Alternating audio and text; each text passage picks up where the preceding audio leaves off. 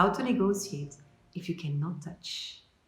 For years, the answer would have been don't. However, these days, many of us do not have a choice.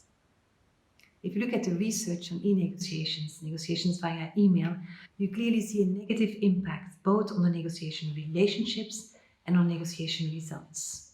There's much less trust, much less information exchange, much less value creation, and much less mutual understanding.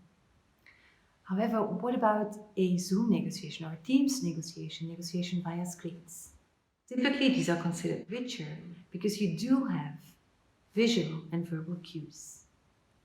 However, there are a number of challenges, and I'll summarize them under 3 headings. First of all, you do not see anything outside of the space confined by your camera. So you do not know who else might be out there. You can't take somebody aside for a one-on-one to probe the waters on a certain idea or course of action.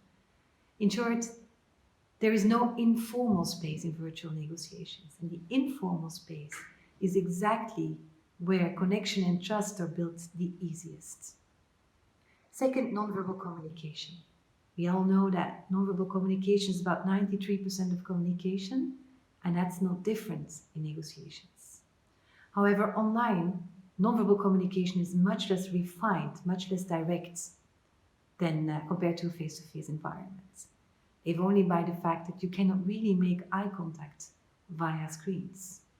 You cannot really shake hands, of course. So nonverbal communication is much more difficult, but nonverbal communication is also what is needed to build connection and trust.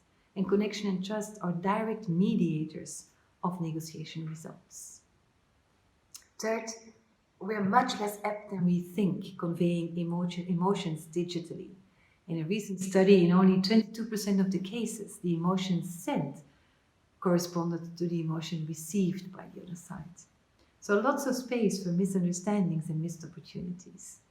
What to do? Well, 7 guidelines. First of all, try to create informal moments by, for instance, making an informal phone call ahead of your negotiations. Second, make sure everybody in the negotiations has a face. We all know who else is out there. We know the background of the people out there. So there's a basis for a trust-based information exchange. Third, think about how to really make connection rather than going straight to the content.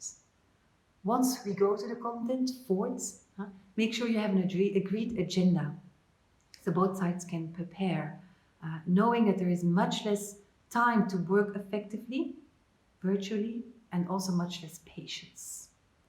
Visual aids can help here to convey messages and to get across with your message. Fifth, know that there is an increased risk to embark on positional bargaining, if only because of the fact that there is much less trust and much less connection, and it is harder to exchange information. So make sure you ask more questions, not less like we tend to do, and you take the lead in sharing interests where appropriate. Sixth, make sure as much as the message as possible is in the message. Subtext is very hard to read for people. We're very bad in reading between the lines online. And seventh, to avoid emotional escalation and breakdown, make sure you organize an emotional check-in if you feel the relationship is deteriorating. But above all, make sure you never confuse intention and impact. So there's a lot of let's say, broken online negotiations, deadlocked online negotiations that take place because of assumptions. There is no space for assumptions in online negotiations. The good news is we're getting daily practice at the moment. There's, of course, an enormous advantage to be gained from being being apt at virtual negotiations, both in terms of convenience, in terms of costs.